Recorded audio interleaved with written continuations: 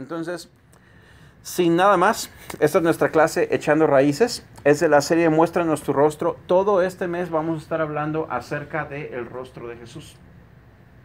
Vamos a estar hablando de diferentes aspectos de cómo Jesús viene a mostrar el rostro. Y no, de ninguna manera quiero dar el énfasis a que nosotros venimos como de una manera científica a tratar de diseccionar algo o a tratar de jalar piel por piel, capa por capa. Eso sería algo blasfemo. No se puede diseccionar el rostro de Dios. Es por eso que el simplemente mencionar teología me cae un poco pesado, porque teología es el estudio de Dios y a Dios no se le puede estudiar.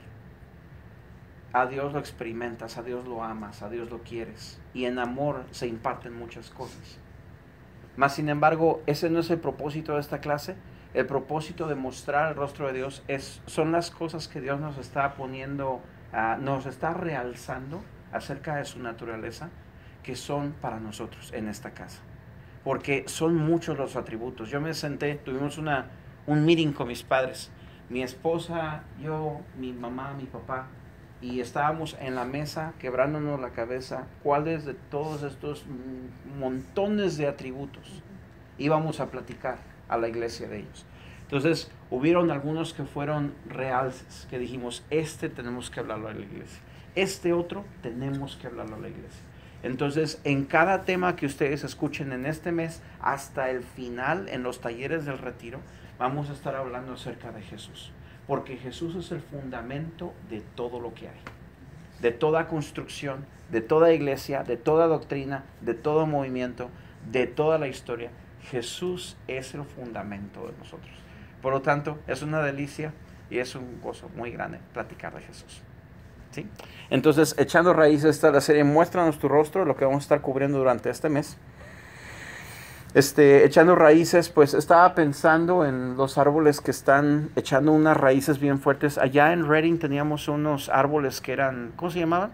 Redwoods. Los redwoods, que son enormes y gruesotes y tiran unas raíces enormes. Pero también, sí, y son muchísimos. Y lo curioso es de que estos árboles no solamente tiran una raíz profunda, pero también los árboles tiran una raíz a los lados y se amarran entre ellos, para que sean bien fuertes y nada los tire. Una cosa bien padre. Y ahí nada más podríamos platicar. Dime. Hablando de eso mismo, yo una vez fui a un lugar en California donde vi un árbol bien grande y estaba encima de como que pasaba un agua y se le veían las raíces. Y tú mirando el árbol, tú decías, se va a caer el árbol ese. Pero me quedé mirando y dice, es que las raíces están tan profundas y tan llegadas que así tiene que ser la vida de nosotros. Yo pensando y meditando así en eso. Es. Viene la tormenta, vienen todos estos problemas, o sea, se ven las raíces, pero estás ahí agarrado todavía en la fe que es de nosotros. Así es. Y fíjate, ahí eso me hace pensar en esta metáfora, lo que mencionan en el Salmo 1. Bienaventurado el varón que no anduvo en consejo de malos, ni estuvo en camino de pecadores, ni en silla de los que se burlan de Dios se ha sentado. No es el cine, hermanos. No, las sillas escarnecedores no es el cine. Es los que se burlan de Dios. Ni en silla de escarnecedores se ha sentado, sino que en la ley de Jehová está su delicia. Y en su ley medita de día y de noche. Será como árbol plantado junto a corrientes de aguas. Esto está padrísimo. Será como el árbol plantado junto a corrientes de aguas. ¿Por qué? Porque está la delicia de él en la ley del Señor. Entonces, meditamos en la ley del Señor todo el tiempo, de día y de noche. A través de la palabra nosotros conocemos al Señor. Pero dense cuenta que la palabra no es la meta final. La palabra es el principio de un fin. La palabra es para que nosotros conozcamos al que escribió la palabra. La carta de mi novia era para que yo conociera a mi novia y me casara con ella. De nada me sirve casarme con la carta. Necesito conocerla a ella. La carta era para que yo la conociera. Algún día que hablemos de la Biblia, hablaremos más acerca de eso. Entonces dice que será como el árbol plantado junto a corrientes de aguas, una corriente de vida que tiene ese árbol, porque el agua es vida, está saludable, está fuerte. Y da su fruto en su tiempo y su hoja no cae, y todo lo que hace prosperará. Dije, padrísimo. Bueno, entonces ahora vamos a hablar acerca de Jesús. El tema de hoy que tenemos es Jesús el enviado. Como les digo, no es algo comprensivo, pero es el cómo Jesús se relaciona ahorita con nosotros. El rostro de una persona, nada más para hacerlos pensar un poquito, ¿por qué la frase el rostro? Ustedes han escuchado en iglesias, por ejemplo, cuando dicen tenemos que buscar el rostro de Dios, o mi rostro, el rostro del Señor, etcétera, etcétera.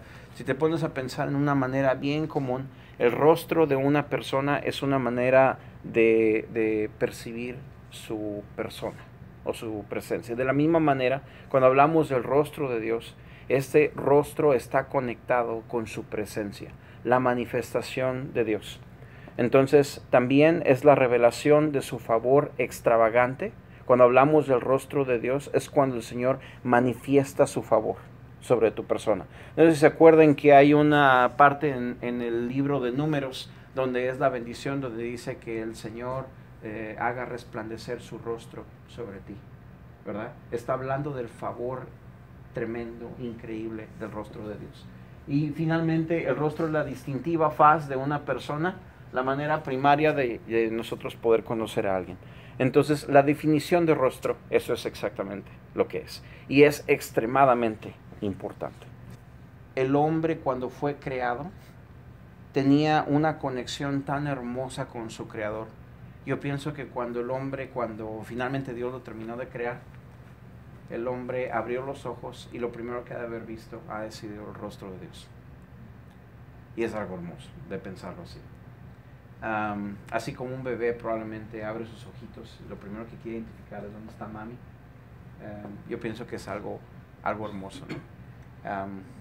Me hace pensar en mis bebés. Cuando Débora me miró por primera vez, cuando la tenía en mis brazos, it's a good experience. Entonces vamos a ver algunos versos aquí nada más para ilustrar un poquito más acerca de esto del rostro. Marcos capítulo 1. El asunto del rostro. Marcos capítulo 1, lo primero que vamos a ver aquí, dice aquí, como está escrito en Isaías el profeta, he aquí que yo envío mi mensajero delante de tu faz, el cual preparará tu camino delante de ti. Quiero poner esto en contexto. El rostro de Dios, cuando hablamos acerca de la presencia de Dios, el hombre caminaba con Dios en el huerto del Edén al principio y por causa del pecado, el hombre ya no puede estar en la presencia de Dios. A partir de ahí, Dios se tuvo que hacer cada vez más distante y más distante y más distante de la humanidad, hasta que ahora la gente tiene que invocar a Dios, porque ahora Dios ya no está mostrando su rostro directamente a la gente, y lo cual es algo muy triste. Entonces, y es triste no solamente para el hombre, pero es triste para Dios, porque es como que no sé cómo compararlo. Es como que no me dejan ver a mis niños.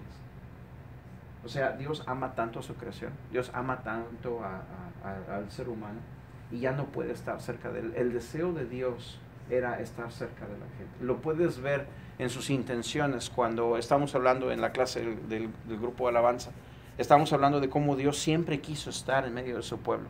Por eso es que tenías el tabernáculo en medio de las tribus de Israel, porque Dios siempre quería estar en el centro. Por eso ves a Jesús que habitó en medio de nosotros, porque Dios siempre quiso habitar en medio de su pueblo. Pero el último, o la cosa más hermosa, era que Dios siempre ha querido vivir en tu corazón, lo cual ahora es posible por causa de la cruz. Entonces, ahorita estamos viendo que antes de la cruz no era posible ver el rostro de Dios. Si el rostro de Dios se manifestaba, podría ser algo feo. Pero después de la cruz es algo un poquito diferente, en cierta manera. Entonces, en Marcos capítulo 1 menciona aquí, como está escrito en Isaías el profeta, he aquí yo envío mi mensajero delante de tu faz. Para poder entender lo que quiere decir esto, cuando dice, como está escrito en Isaías el profeta, esta es una profecía antigua, dice, he aquí que yo envío mi mensajero. ¿Saben quién es este mensajero? Estamos hablando de Marcos capítulo 1, el Evangelio, está hablando del nacimiento de Jesús. Entonces dice aquí que envío mi mensajero. ¿El mensajero es? Jesús. No. es Juan el Bautista. Envío mi mensajero delante de tu faz. Entonces, ¿quién es la faz? La faz es Jesús. Jesús es el rostro. Y con esto se abren muchas cosas. Mira, eso es nada más Marcos capítulo 1. Si nosotros vamos a Hebreos capítulo 1, Hebreos capítulo 1 dice así. Dice, Dios habiendo hablado muchas veces y de muchas maneras en otro tiempo a los padres por medio de los profetas, esto es antes de la cruz, ¿verdad? Entonces, en estos postreros días, esto es ahora en la cruz y después de la cruz, nos ha hablado por medio de el Hijo, que es Jesús, a quien constituyó. Él es el heredero de todo, o sea, todo le pertenece a Él, Él tiene todo poder y autoridad, ¿verdad? Así es. Él es el heredero de todo y por quien asimismo hizo el universo. Eso quiere decir, Él dice aquí, fíjate, por quien asimismo hizo el universo. Quiere decir que Jesús estaba presente cuando el universo estaba siendo creado. Entonces aquí no te pueden cuentear que Jesús no es Dios, porque Jesús estaba presente creando el universo. Lo cual es también, ¿verdad? Entonces dice, el cual siendo el resplandor de la gloria de Dios y la imagen misma de su esencia, de su sustancia. Dios es Amor. amor. Por lo tanto, Jesús es la misma imagen de su sustancia y quien sustenta todas las cosas con la palabra de su poder. La Biblia dice, creo que es en Colosenses también, que por su palabra todas las cosas están sustentadas. Es así como los átomos de nosotros no terminan explotando por el universo, porque por la palabra de Dios estamos juntos. Hágase la luz y se creó la luz. Así de maravilloso es Dios. Dice, habiendo efectuado la purificación de nuestros pecados por medio de sí mismo, se sentó a la diestra de la majestad en las alturas. Entonces, tenemos la faz de Dios y ahora Jesús es la expresión de la naturaleza misma de Dios y es increíble, a mí me encanta. Entonces ahora en Éxodo 33, 18, este es el contraste que nosotros tenemos con el Antiguo Testamento, en donde ahora, a ver si, en donde Moisés entonces le dijo a Dios, te ruego Dios que me muestres tu gloria. Y Dios le respondió, yo haré pasar todo mi bien delante de ti, delante de tu rostro, y proclamaré el nombre de Jehová delante de ti.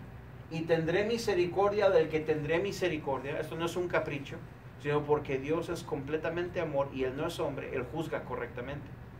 Yo tendré misericordia de quien tendré misericordia y seré clemente para con el que seré clemente. Dijo más. No podrás ver mi rostro, porque no me verá hombre y vivirá. Y de ahí se agarra mucha gente para decir que no podemos acercarnos a la presencia de Dios.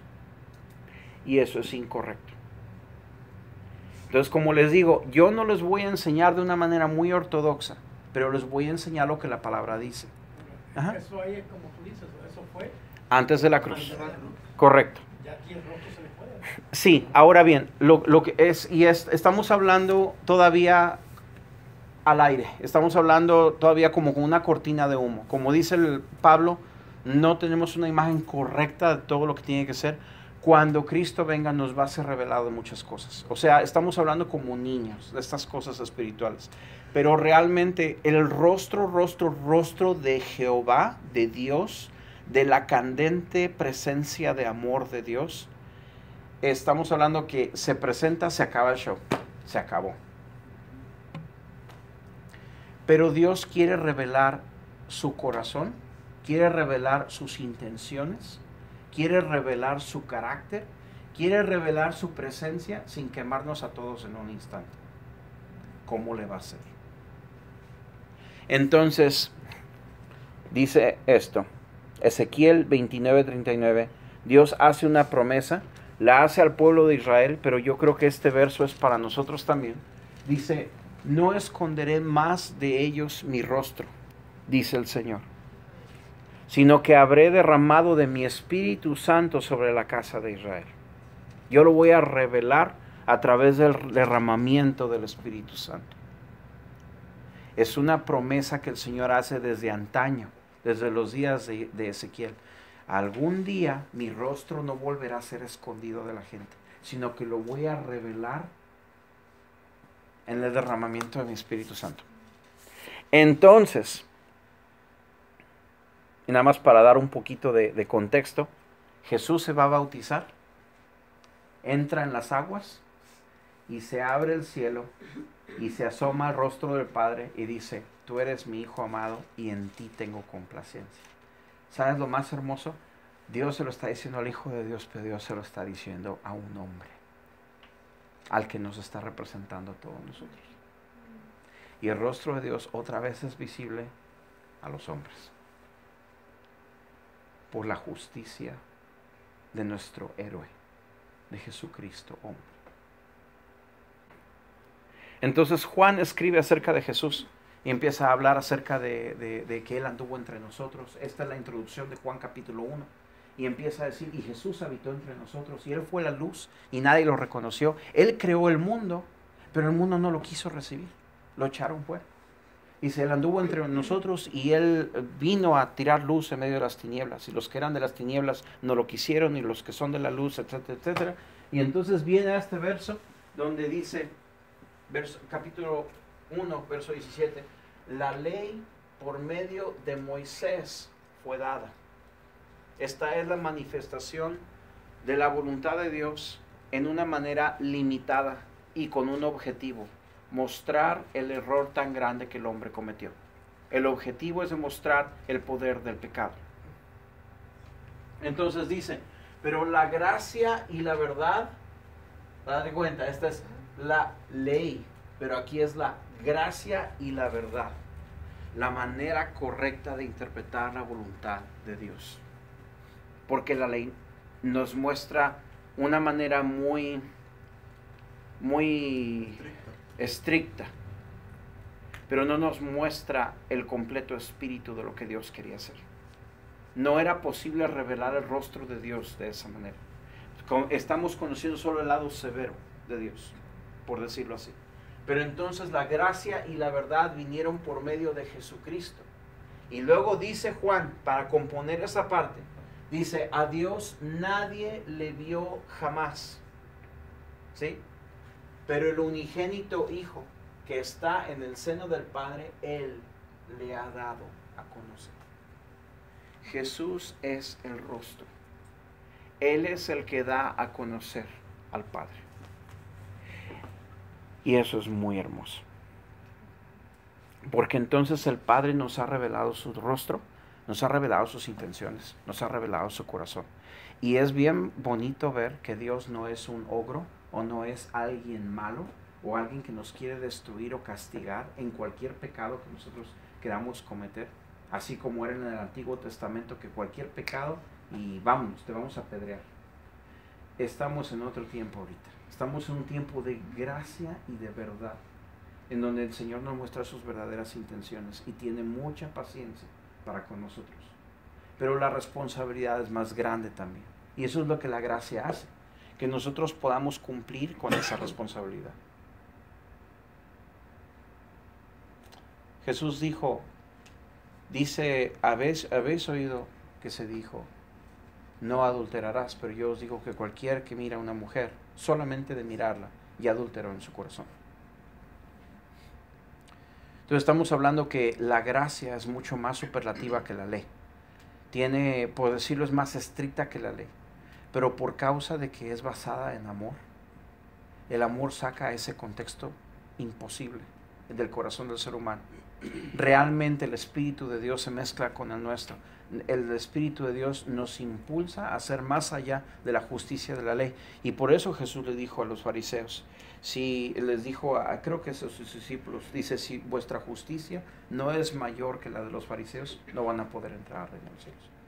O sea, era bien difícil. Los discípulos también le preguntaron a Jesús: pues entonces, ¿quién será salvo? Entonces, ¿quién puede cumplir con todas estas cosas? Y lo que Jesús contestaba es: para Dios no hay nada imposible. Entonces la gracia es hermosa y nos permite ir más allá de lo que la ley pide. porque se hace de corazón, no porque es requerido de ti. Entonces, habiendo ya ido por estos versos, vamos a traducir lo que quiere decir todo eso. Marcos capítulo 1. Sí, hermano. No sé si estoy mal. Dígame. Yo no encuentro Ezequiel 29:39. ¿Sabe qué? Me equivoqué de texto. Es 39:29. Invertí los números. Okay. Sorry. Ezequiel 39:29. Miren, el hermano Isaac está poniendo atención. Así que mucho cuidado. Muy bien. Entonces, Marcos capítulo 1, si lo podemos traducir, Marcos capítulo 1 habla acerca de Jesús es la faz de Dios. Hebreos capítulo 1, entonces habla acerca de Jesús, que es la gloria, imagen de Dios, el creador y el sustentador. Éxodo capítulo 33 pone el contraste de que Dios no podía mostrar su rostro, pero lo quiere mostrar. En Ezequiel 29:39 es la promesa de que lo va a hacer en el derramamiento de su espíritu. Y entonces en Juan capítulo 1 muestra de que Jesús es el enviado a mostrar el rostro del Padre. ¿Saben qué? Cuando Jesús entra en esas aguas y el Padre abre los cielos y le dice, tú eres mi hijo, envía esa paloma, el Espíritu Santo, y reposa sobre él. Y la Biblia dice que Jesús fue lleno del Espíritu Santo. Y estando Jesús lleno del Espíritu Santo, el rostro se ha manifestado. Sí. Él no tenía el Espíritu Santo cuando ya lo había antes de ser bautizado. Yo no creo que no sea eso necesariamente en términos claros, Rafi. Jesús es el Espíritu Santo también. Entonces, pero estamos hablando de que Jesús, representándonos como ser humano, Él quería mostrarnos los pasos normales que tenemos que tener como cristianos para hacer esto. Porque entonces por eso hace sentido cuando Juan el Bautista le pregunta a Jesús, ¿tú vienes a bautizarte? Yo tengo que bautizarme por ti. Y Jesús dice, conviene que lo hagamos así ahora. Porque Él está mostrando el ejemplo de lo que nosotros tenemos que hacer. Porque si Jesús vino como Dios en sus superpoderes para hacer toda obra que hizo, le damos un gran aplauso y nos sentamos. No tenemos ninguna obligación de ser como Él porque no tenemos superpoderes. Pero si Jesús vino limitado como 100% humano, sin esos superpoderes, ¿verdad? Sin ese poder sobrenatural, por decirlo así. Y entonces Jesús ahora viene, se bautiza, recibe el Espíritu Santo y empieza ese ministerio sobrenatural. Entonces Jesús nos está poniendo el ejemplo. Como hombre lo hice, como hombres ustedes hagan también. Es posible. Es posible. Entonces, eso es algo que queremos empezar a crear conciencia en nuestras vidas. Entonces, Jesús es enviado a mostrar el rostro de Dios. Eso. El que me ha visto a mí, ha visto al Padre. You got it. De hecho, esa es una de las partes que iba a mencionar.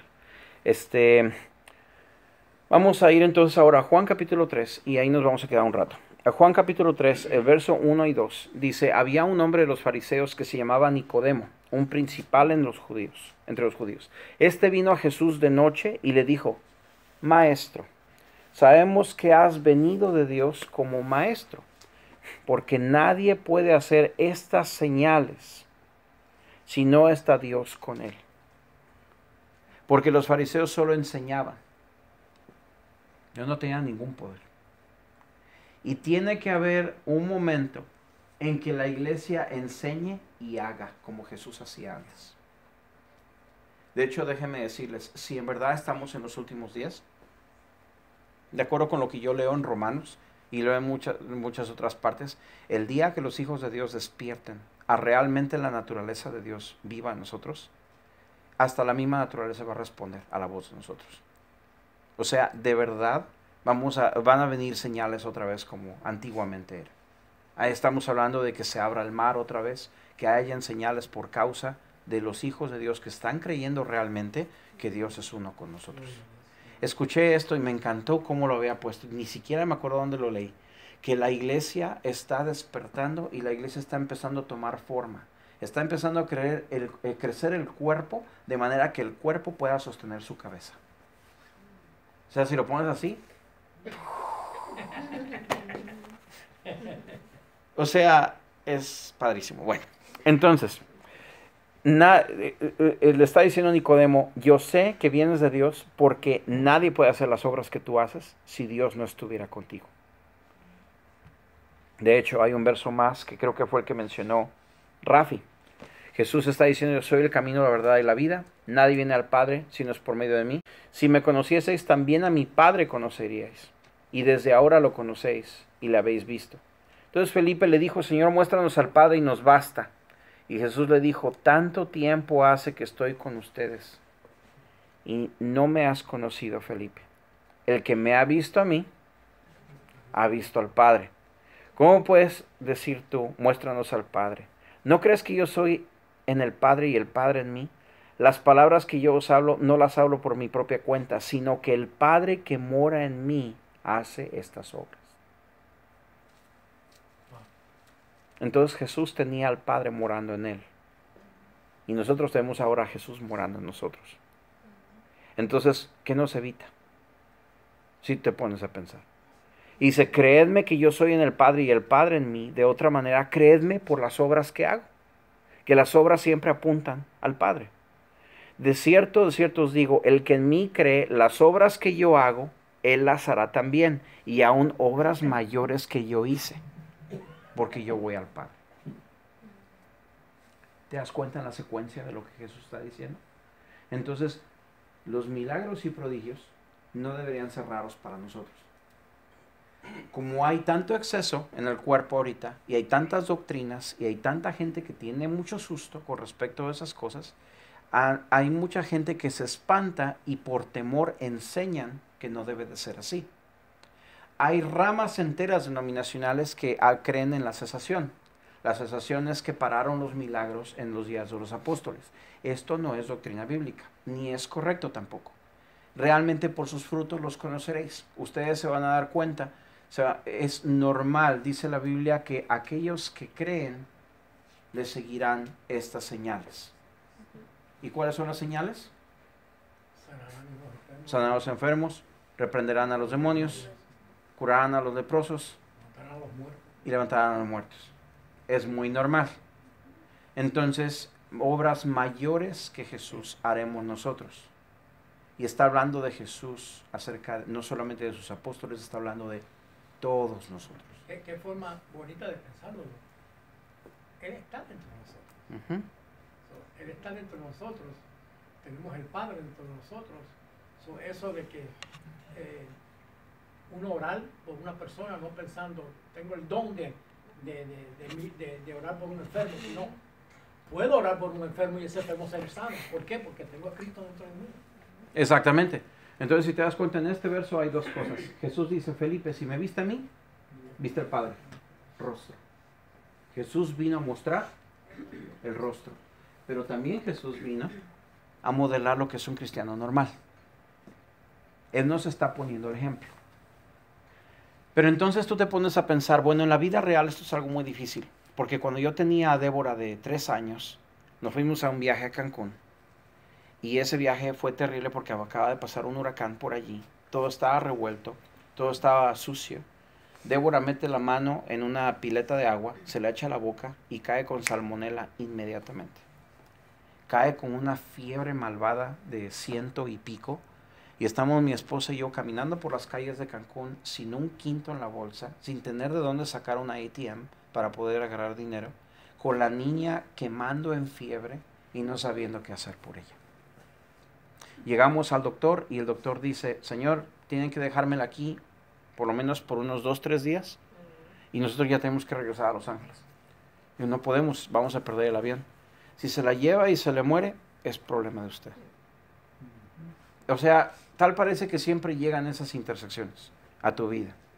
Y es en ese momento donde te duele, porque es bien cute, es bien bonito sentarnos y escuchar que el Señor está en nosotros y que podemos hacer las obras y todo eso. Pero cuando llega el momento en que tienes que firmar el cheque, dices, oh, yo no tengo esa firma porque esa firma está muy grande para mí. Pero a Dios le gusta firmar con nuestras manos. Y entonces llega el momento en que me tiro al piso en el baño y me pongo a sollozar delante de Dios. Y le digo, si tú no me sanas a mi niña, no puedo hacer esto, no puedo hacer nada. Y esa tarde la niña mejoró. Al día siguiente ella ya estaba bien. Entonces llegan los momentos en que eso sucede. Y pon tú que estás en el supermercado y Dios te llama la atención. No es una prueba, yo creo. Sí. Mucha gente diría que es una prueba. Yo no lo veo como una prueba. Yo lo veo donde tú estás parado, ¿entiendes? Tú creíste, tú oraste y el Señor te la sanó. You know? No que Sí. fue una prueba para... no sé si me entienden lo que quiero decir. Yo no lo veo como una prueba. Yo diría que la vida cristiana, como nosotros la tenemos que ver, es de que lo imposible sea algo que nosotros realmente nos dé emoción por conquistar. Que las imposibilidades doblen sus rodillas ante el nombre de Jesús. Tenemos en esta casa muchas imposibilidades. Y eso es aparte de gente enferma. Estamos hablando de problemas, en muchas dificultades, en las vidas de todos. Y yo mismo estoy en mi propia búsqueda. Estaba platicando con mi esposa hace 2 días. ¿Estás en búsqueda todavía? Que mi esposa y yo estamos en búsqueda desde hace cerca de 15 años. Le digo a mi esposa, ¿estás en búsqueda todavía? Sí, estoy en búsqueda. Yo también estoy en búsqueda. Y hay cosas que el Señor que nos ha concedido a nosotros. Pero yo creo que vamos a ver más cosas si todos nos ponemos de acuerdo para pedir. Porque como iglesia podemos encontrar muchas cosas. Y por eso nos estamos tomando el tiempo para enseñarles estas cosas. Déjenme avanzar un poquito más rápido porque me faltan, creo que 4 puntos más y ya terminamos. Respondió Jesús y le dijo, Juan capítulo 3, de cierto te digo que el que no naciere de nuevo no puede ver el reino de Dios. Nicodemo dijo, ¿cómo puede un hombre nacer siendo viejo? ¿Puede acaso entrar por segunda vez en el vientre de su madre y nacer? Respondió Jesús y dijo, de cierto te digo que el que no naciere del agua y del espíritu no puede entrar en el reino de Dios. Date cuenta que está hablando de, lo que está en rojo es el reino de Dios. Por supuesto agarramos estos versos para decir que la gente sea salva. Pero el hecho de que la gente sea salva no es el final. La salvación es el punto de comienzo y el punto final es entrar en el reino de Dios. El Señor te salvó no para que algún día te rescate y aleluya y viví toda mi vida. ¿Cómo la viviste? Just cruising. Just caminando en el carro. Dios no nos salvó para agarrar un patín y pasarla así por la vida. Dios nos salvó para que, siendo nosotros salvos, entremos al reino de Dios y vengamos y hagamos una destrucción al reino de las tinieblas. Cuando habla Jesús acerca del reino de Dios, está hablando acerca de 2 cosas. Está hablando acerca del dominio del rey. El reino de Dios quiere decir de que Dios es rey. Y cuando nosotros estamos orando, Jesús dice, oraréis así. Padre nuestro, santificado sea tu nombre. Y luego dice, y luego, ponte a darte cuenta en ese compartimiento. Porque esa oración del Padre Nuestro, lo cual no lo vamos a estudiar hoy, pero el Padre Nuestro tiene compartimientos. Es una oración por partes. La primera parte de la oración es la prioridad del cielo. Alabar al Señor. Y Señor, ese reino que tú tienes, yo quiero que tú seas, que tu dominio esté aquí, mira. Aquí está el reino de Dios. Tal vez no se vea por allá, tal vez una balacera el día de ahora, tal vez hay una nevada por todos lados, tal vez lo que sea, pero aquí mismo, aquí está el reino de Dios. Porque el Señor es dueño de esta vida. Y si el Señor es dueño de esta vida, imagínate, el conglomerado de todos nosotros, pues entonces el Señor es dueño de todo esto. Y entonces a donde quiera que vas, entonces el Señor expande su dominio. Es lo que Jesús vino a hacer. Jesús se metía a los lugares más oscuros y traía y establecía el reino de Dios y empezaba a extenderse el reino de Dios por todas partes. Ese eres tú. Entonces tú no eres el pequeño sin poder, pobrecito, víctima, cuando el diablo me va a pisotear. No, eres una persona poderosa. El diablo te tiene miedo, tu nombre es famoso en los cielos. Amén. Y tu nombre es temido en las tinieblas. Hermano Isaac. Hermano, mi manera de verlo es un proceso bien maravilloso cuando Dios salva a la persona, con el caminar con Jesús. muchas cosas se cumplen, porque, o sea, varias cosas de los que usted menciona, dijo que estas cosas le seguirán. Todo eso le va a la persona aumentando el creer en Dios, aumentando la fe. Así es.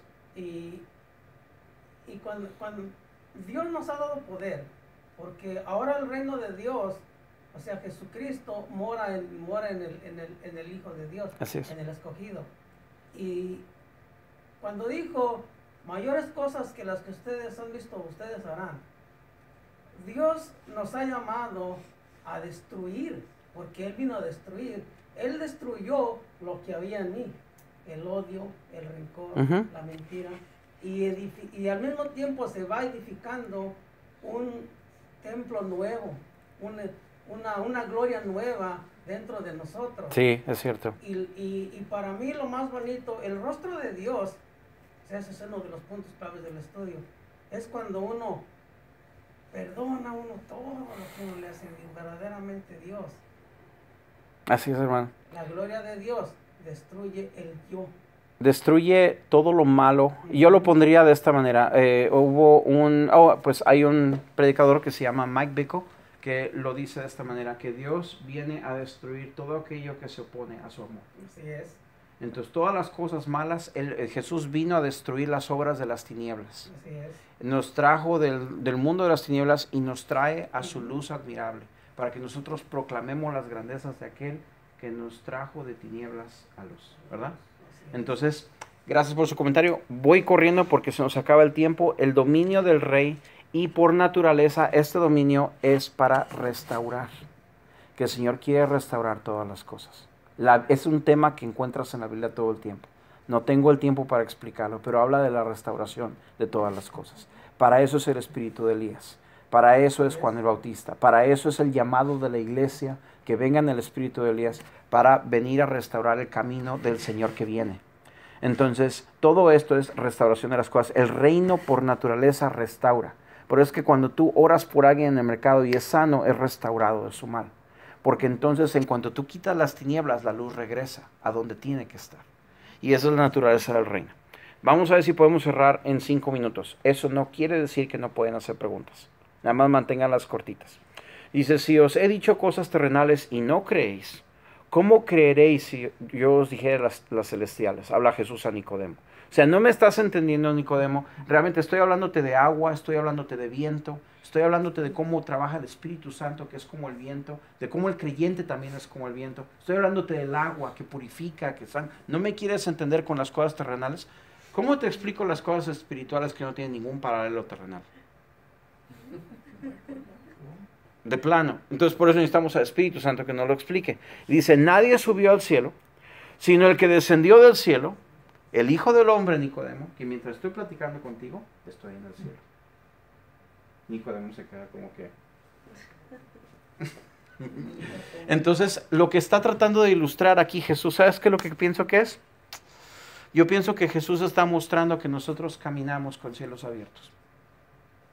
El cielo no es un lugar distante por allá. Oh, cuando el Señor nos lleve más allá del sol, yo tengo un hogar bello hogar. Un hermoso himno, me encanta, mis abuelitos lo cantaban. Pero el lugar geográfico creo que está equivocado, porque el cielo está aquí. El cielo no es un lugar, el cielo es una persona. Y el cielo es Dios. Y si Dios está aquí, tienes un pedacito del cielo. Por eso es que la Biblia dice que nosotros somos las primicias. Somos los primeros de muchas cosas que va a hacer el Señor. El cielo está aquí ahora. Nosotros vamos a ir al cielo, o sea, vamos a vivir algún día en nuestros cuerpos glorificados y vamos a vivir en la misma presencia de Dios. Pero ¿qué crees? Vamos a estar en esta tierra todavía.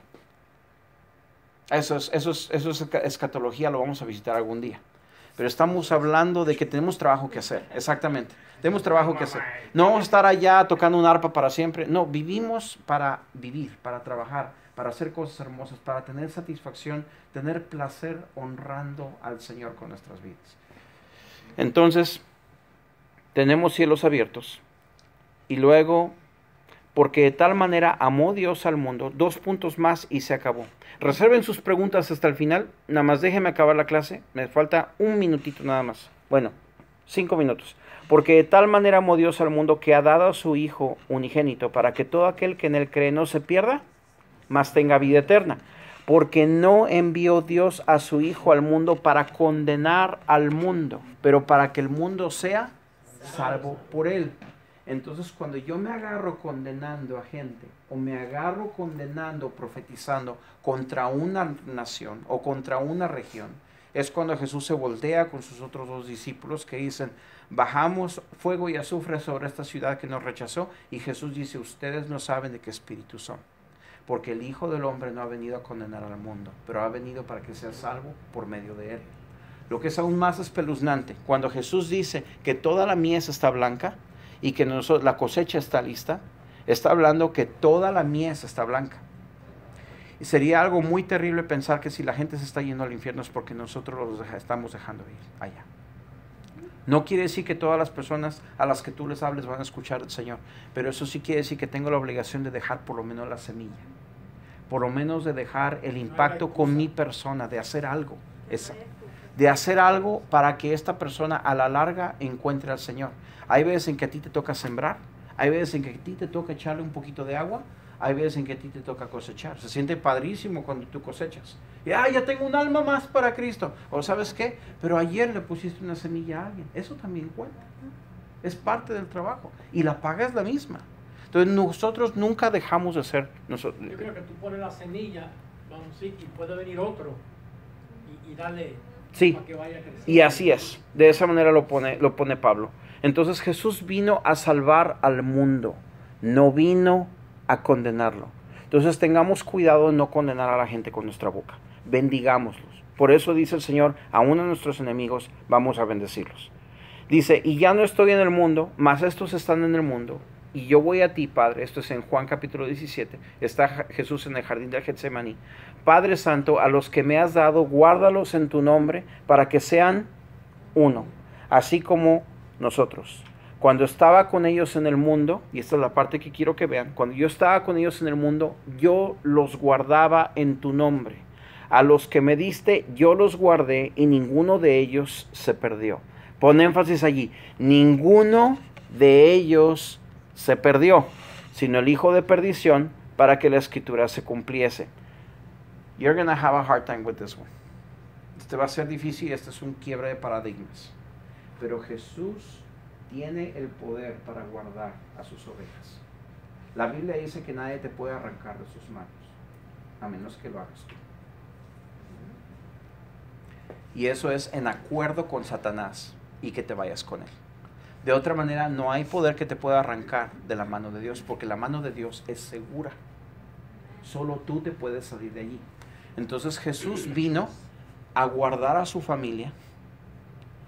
Un día un empleado de la compañía, un amigo mío, me dijo que él no sabía si sus hijos iban a ser salvos, porque al fin y al cabo ellos tenían libre albedrío, y si ellos escogen irse con el diablo, pues que se vayan con el diablo. Y me dice, pues lo mismo a lo mejor pasa con tu familia. Le digo, no, porque mientras yo tenga aliento y vida, yo voy a estar orando por mis hijas para que ellas estén guardadas en la mano del Señor. Mientras ellas están en mi casa, yo les voy a enseñar la palabra de Dios, las voy a instruir en el Señor, y yo creo que no hay poder que las pueda arrancar de la mano de Cristo. Porque entonces Cristo dice, los que me diste, Padre, los tenía conmigo y los protegí. Solo aquel que era necesario, porque la Escritura lo decía, se perdió, pero todos los tengo aquí. Él no perdió a nadie. Y cuando Jesús dice ninguno, porque Jesús dijo, de su boca salió, ninguno se perdió. Entonces, Jesús fue enviado también para juntar y ganar a su familia, no para perderla. No lo voy a establecer como doctrina, pero estaba leyendo acerca del asunto del remanente. El remanente es algo que nosotros tomamos del Antiguo Testamento, y una palabra que se toma del Antiguo Testamento acerca de que siempre los hijos de Israel hacían lo que querían y la regaban a cada rato. Eran jardineros todos, la regaban. Pero había un remanente que se permanecía con el Señor siempre. Y a través de la historia esto siempre ha sido. Cuando la iglesia popular surgió y el tiempo de los tiempos oscuros del Dark Ages, Todo este tiempo hubo un remanente que siempre se mantuvo fiel. Pero desde que Jesús vino a establecer su reino, ya no es un asunto de remanente. Es más un asunto de que por causa de que Jesús se estableció, esto lo vamos a aprender en otra clase, la clase de la misión. Esto va a ser uno de los talleres en el retiro. Cuando Jesús vino y estableció su reino, esto está creciendo y explotando exponencialmente. Ya no es un remanente, porque Jesús no vino a perder a la familia, vino a juntarla y a hacerla más grande. Eso tiene mucho conflicto en nuestras mentes porque esa mentalidad remanente todavía está anclada en la iglesia. Cuando tú te das cuenta, el Señor hace una cosa increíble. Él no está perdiendo gente, Él la está ganando. Y mientras tú y yo estamos hablando, hay miles de personas que están entregándose a Cristo hoy en día, a pesar de todo lo que pasa en la tierra. Que la apostasía, que yo no sé qué tal, mira, todas esas son conjeturas, son cosas que la gente cree. Nosotros vamos a adherirnos a lo que dice la palabra de Dios y lo blanco y negro. Blanco y negro, Jesús viene. Blanco y negro, tenemos trabajo que hacer. Blanco y negro, yo y mi casa serviremos a Jehová. Blanco y negro, Jesús dijo, nadie se perdió, así que yo tengo que seguir el ejemplo de Jesús. Yo no quiero que nadie se pierda. Por lo tanto, yo voy a vivir mis días como que nadie se va a perder. Sea en mi familia o sea en mi iglesia. Yo no quiero que nadie se pierda. Yo creo que hay el poder para tener a todos en casa. Amén. Yo creo que ya terminamos. Entonces, en resumen, Jesús fue enviado a mostrar el rostro de Dios. Jesús fue enviado también a modelar la vida cristiana normal. Jesús también fue enviado a mostrar y establecer su reino. Jesús fue enviado a revelar que vivimos con cielos abiertos. Jesús fue enviado a establecer la misión de salvar y no condenar. Y también Jesús vino a juntar y a ganar a su familia, no a perderla. Entonces todo este tiempo que estamos viendo acerca del rostro de Jesús, esto es solamente una de muchas cosas que vamos a visitar. Pero en breve me llena el corazón nada más de decirles lo hermoso y lo increíble que es tu Señor Jesús, mi Señor Jesús. Él es increíble. Ponte de pie, vamos a darle gracias a Dios. A las 8 en punto. Señor, muchas gracias. Tú eres increíble, eres lo más hermoso. Y mientras lo vemos en la Escritura, que tú eres amor, que eres protector, que eres quien nos guardas, que eres quien nos edificas. Padre, te pedimos porque tú nos ayudes a poder recibir todas estas cosas en tu palabra, que las podamos hacer completamente nuestras, y queremos ver tu reino establecido en nuestras vidas. Queremos ver, Señor, que nuestro ser cambie para ser más como tú, para realmente representarte bien en esta tierra, para creer que tú tienes el poder para salvar una nación en un día, que tú tienes el poder para que toda la gloria de Dios cubra la tierra. Son cosas súper increíbles que tal vez no todos abracemos, pero está escrito en tu palabra, tienen que tener su cumplimiento en algún momento. Y mientras tanto, en nuestro tiempo, ayúdanos a vivir en estos días para amarte y bendecirte. Gracias por todos los valientes que vinieron esta noche, que se congelaron viniendo para acá, pero se van gozosos a sus casas porque tú les dijiste algo.